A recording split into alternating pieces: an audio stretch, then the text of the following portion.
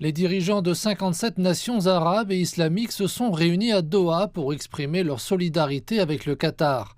Ils ont appelé les États membres de l'Organisation de la coopération islamique à reconsidérer leurs liens diplomatiques et économiques avec Israël. Parallèlement, le Conseil de coopération du Golfe a appelé à l'activation de ces mécanismes de défense commune pour dissuader l'État hébreu de nouvelles attaques.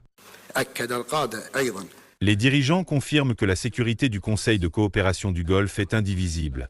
Toute attaque contre un État membre est une attaque contre tous.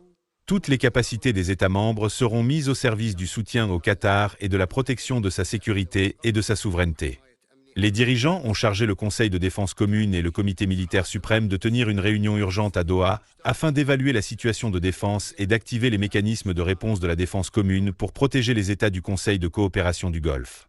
L'émir du Qatar était resté silencieux depuis les frappes aériennes israéliennes contre la délégation du Hamas à Doha. Lundi, il s'est adressé pour la première fois à sa nation et au monde depuis cette attaque.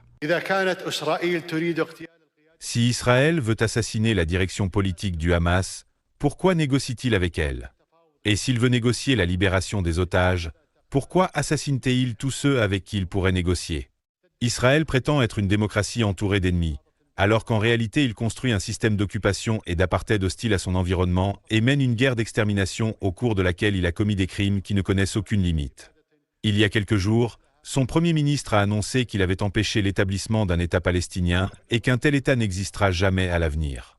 Tous ces dirigeants ont libéré leurs agendas à très court terme pour assister à ce sommet. Condamnant tous avec fermeté les actions d'Israël, ils ont appelé la communauté internationale à s'opposer à de nouvelles attaques. Cela montre le poids diplomatique du Qatar à l'international. Mais cela montre aussi la gravité de la situation. Ce qui s'est passé mardi de la semaine dernière, c'était une attaque contre le système international dans son ensemble. Ces nations se tiennent aux côtés du Qatar, ce qui est un signe de solidarité.